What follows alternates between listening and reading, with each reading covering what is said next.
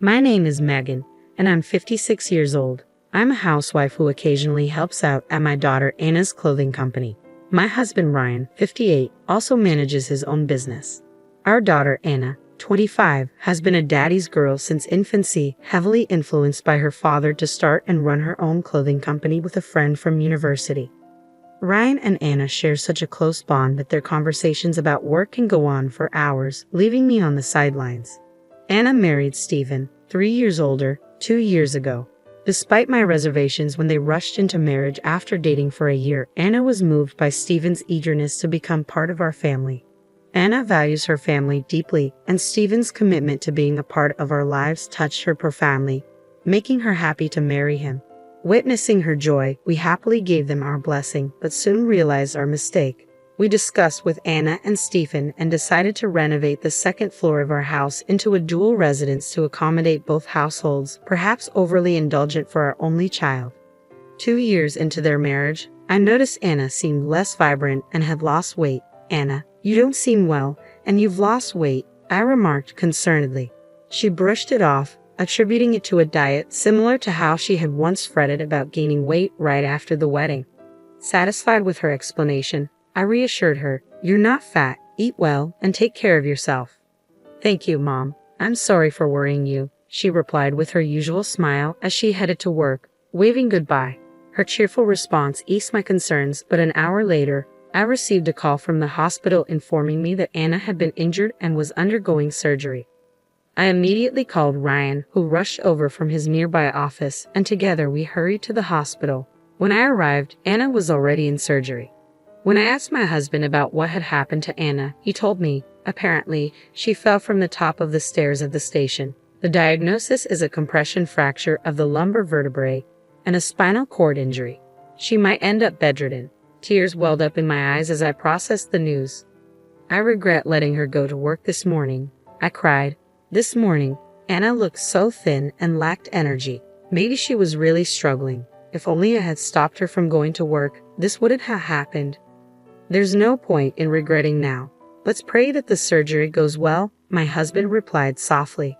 "Okay," I said, beginning to pray. Then my husband said, "I'll call Stephen," and stepped outside the hospital. When he returned, his expression was one of fury. "What's wrong?" I asked. Apparently, Stephen responded to my news with, "Oh really? Well, I'm going on a vacation abroad then. Take care," my husband recounted angrily. When I informed him that Anna might be bedridden due to a severe spinal cord injury, he laughed it off, saying, "Well, my being here won't change anything, will it?" before hanging up. Just then, Anna's business partner and best friend Amy rushed to the hospital. Amy, too, looked furious. "It seems Stephen called me," she said. "He mentioned Anna's surgery for a spinal cord injury and casually added, 'Oh, and she might not be able to work after that. I'm going on a trip abroad, so let me know how Anna's doing.'"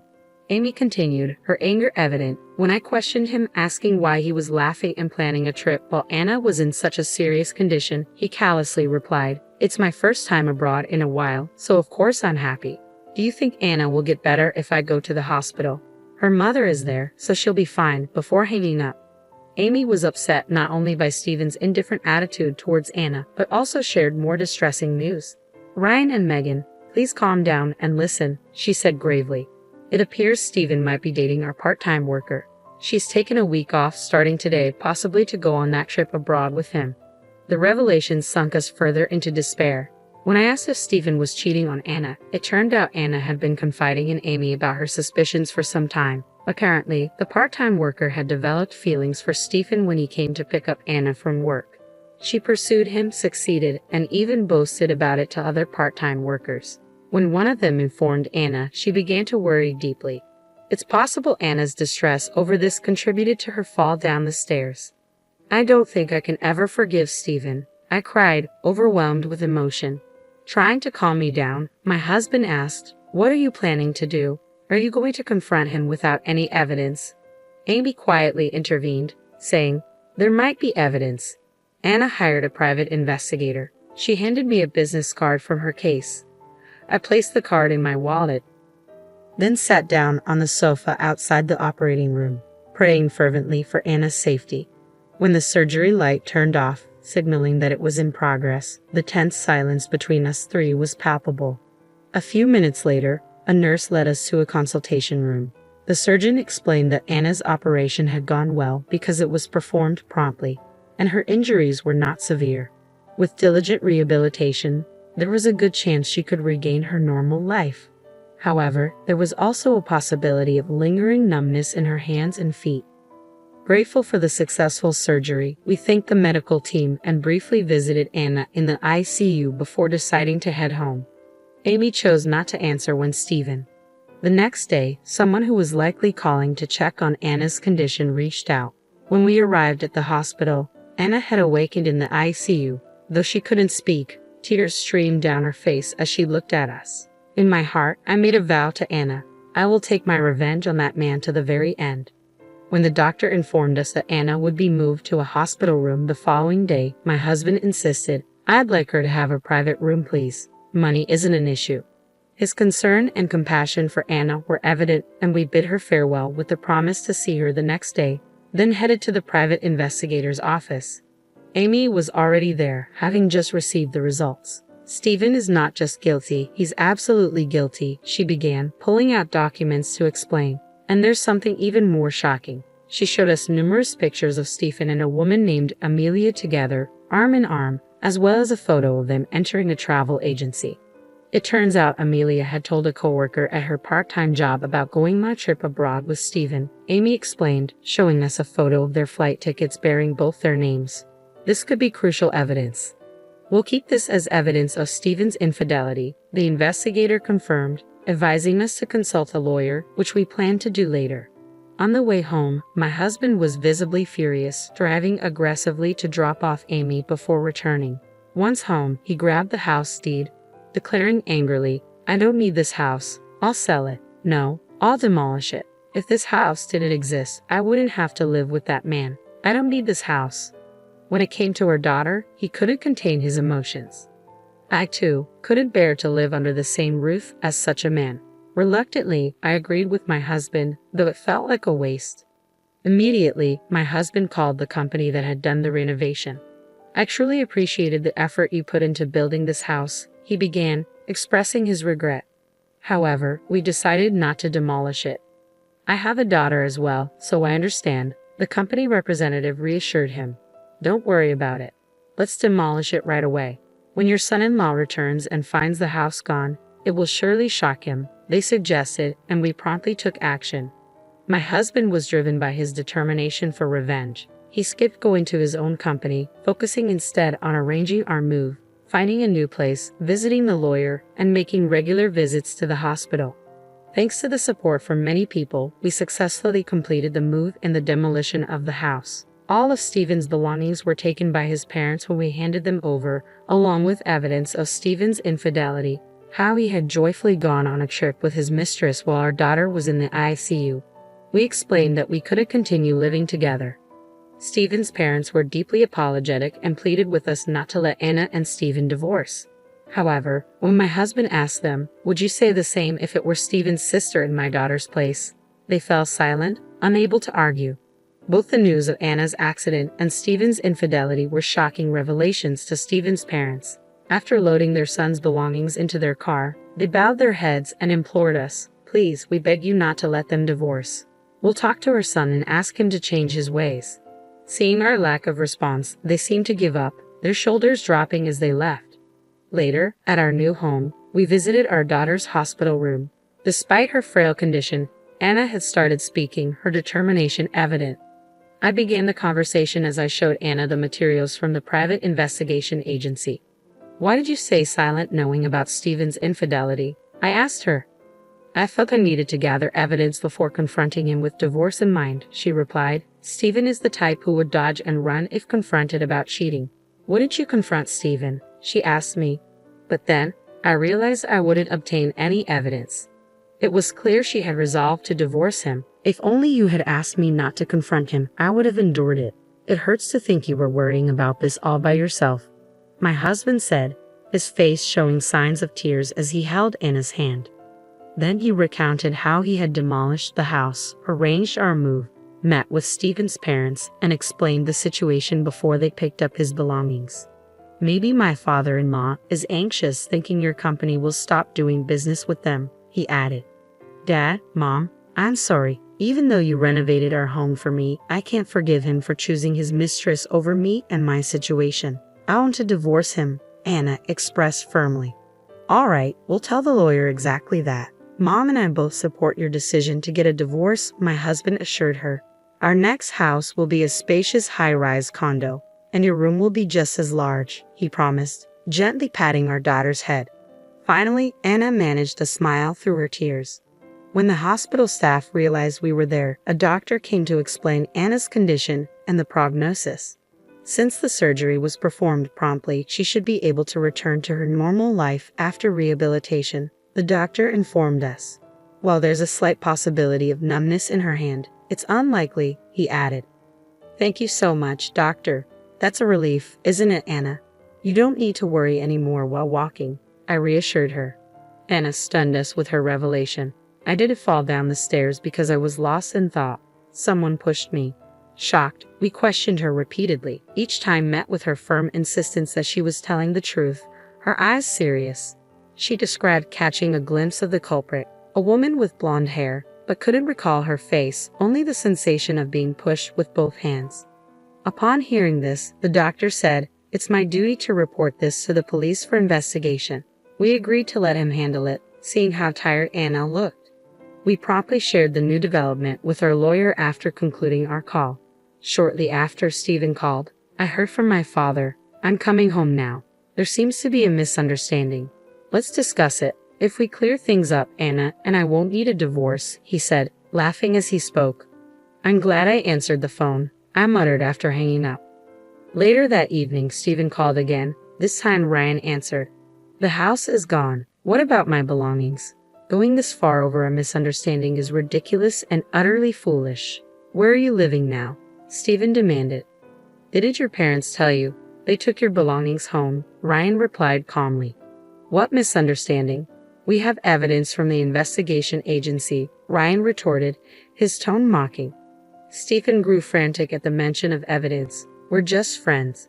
There's no romantic relationship. If we clear up this misunderstanding, tell me where you live. My father told me not to return until this is resolved, so Anna and I can avoid divorce, he pleaded desperately. Ryan's single word, impossible, caused Stephen to lose his temper. You really broke into my house and removed my belongings, didn't you? I'll sue you for trespassing. If you don't want that, tell me your address. Are you ready to lose me, the one married into your family and your only current heir? Stephen ranted. Amid Stephen's tirade, a woman's voice could be heard from his phone saying, Enough already. Just break up. You couldn't even have a child with your wife. Hearing this, my husband hurriedly asked, What about a child? The call abruptly ended, leaving us puzzled, as we hadn't heard from the hospital doctor that Anna was pregnant. Though concerned about that revelation, we were more frustrated than angry at the thought of Stephen still being involved with that woman. The next day, after visiting our daughter in the hospital, my husband returned to work for the first time in a while. Around noon, Amy arrived at our house accompanied by another woman. The woman with Amy was Emma, a part-timer hired around the same time as Amelia, Stephen's mistress. Emma appeared visibly irritated by how Amelia treated her under the guise of friendship. For instance, whenever Emma went to buy lunch, Amelia would follow and place her own items on the counter, expecting Emma to pay. Despite Emma's complaints, Amelia brushed it off, claiming they were friends. Even at work, Amelia was known to slack off most of the time and leave promptly, avoiding overtime work. When Emma confronted her, Amelia justified her behavior by saying, We're friends, so you should support my love life, causing further distress for Emma. Amy explained that Emma had come to consult with her about these issues and had some crucial information to share with us. When asked, Emma showed us messages on her smartphone that shocked us to the core. The screenshots revealed flirtatious conversations between Stephen and Amelia, along with incriminating photos of them together. What stunned us the most was Amelia's confession. She admitted to pushing Anna down the stairs. Her motive was chillingly clear. Stephen had allegedly told Amelia that Anna might be pregnant due to a late period. Believing that Anna's pregnancy could bring Stephen back to her, Amelia decided to act. She was pleased that her plan succeeded. leading to Anna's hospitalization and cancellation of the trip. Emma spoke with conviction. I can't forgive her for trying to steal the CEO's husband and causing such chaos for her own convenience. It's horrifying, so I consulted with our vice CEO, Amy. We were taken aback by Amelia's audacity in sending evidence of the affair to Emma, but relieved to have her confession. I voiced my concern. I haven't heard anything about Anna's miscarriage from the doctor. She's not pregnant, Emma clarified. She's been stressed, which caused her irregular periods because of Stephen. Upon hearing this, my husband and I sighed in relief. So she wasn't pregnant after all. Armed with screenshots of Amelia's confession and pictures of her and Stephen together, my husband consulted a lawyer. The lawyer advised us to file a police report. The next day, we submitted printed screenshots as evidence. Throughout this, Stephen continued to call us daily, making veiled threats like, "I'll sue you for trespassing, and you'll be in trouble if I don't become the heir." Each time, we hung up without responding. Finally, the day of reckoning arrived. Following our lawyer's instructions, we summoned Stephen and Amelia to a conference room at my husband's company. "Come with your friend. We want to discuss this misunderstanding," my husband stated firmly. Stephen responded, "Okay, but when you realize it's a misunderstanding, you owe me and my friend an apology. And you'll compensate my parents too." Seeing him, I regretted more than ever letting my daughter marry him. We waited in the conference room with our lawyer. Stephen and Amelia arrived half an hour late. Spotting our lawyer, they seemed surprised and awkwardly laughed. "Why did you bring a lawyer? Let's just talk as a family." Following our lawyer's instruction, we asked them to take their seats. Stephen and Amelia sat down, visibly agitated. First of all, Stephen began, "Amelia is just a friend. I have no romantic feelings for her," Stephen insisted, while Amelia nodded beside him. Our lawyer pressed further, showing them a picture of Stephen with another woman named Emily, his arm around her. Amelia's expression shifted to anger. "Wait a minute, are you saying you have another woman? What's your relationship with her?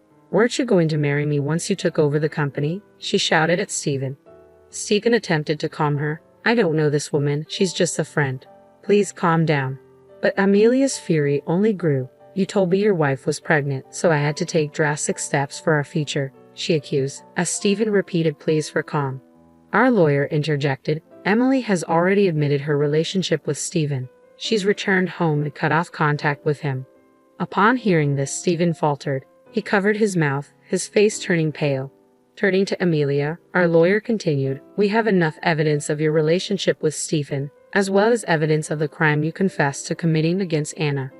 Amelia, now frantic, stood up. "I admit to the affair, but Stephen pressured me into the staircase incident because his wife was suspicious and we couldn't go on vacation. He said she was pregnant. I apologize, I'll pay compensation, I'll end things with Stephen. Just don't involve the police," she pleaded, tears streaming down her face. Stephen erupted, "I never told you to do anything like that. You've ruined everything. It's over between us. You deserve to be arrested." Our lawyer addressed Stephen firmly. "We will proceed with filing for divorce between you and Anna and seek compensation. If you contest, we'll see you in court." Stephen initially resisted, but upon mention of court, he relented. Under our lawyer's guidance, he signed the divorce papers, fearing the repercussions on his career and public reputation. He agreed to pay $56,000 in compensation, a substantial sum considering Anna's temporary inability to work as CEO during her recovery. Amelia was later arrested, and she promptly paid the compensation by selling her parents' house and land. Rumors of Stephen's infidelity and involvement in Anna's injury spread at his workplace, stalling his career advancement. His father's company, tied to ours, lost business and eventually went bankrupt. Disowned by his father, Stephen resigned from his job and scraped together the compensation money through severance pay and loans. There were rumors of Stephen collecting aluminum cans to make ends meet, a stark contrast to his previous life. A year later, Anna returned to work after intensive rehabilitation, focusing on her health and career. "I don't need a boyfriend for a while," she declared, emphasizing her dedication. Emma, who had assisted us, joined Anna and Amy as a regular employee at their company. My husband continued working vigorously, driven by his motto, "Active for life," determined not to be outdone by our daughter's thriving business. In the end, the saga of revenge came at a high cost, but we remained resolved to support our daughter's company with all our efforts.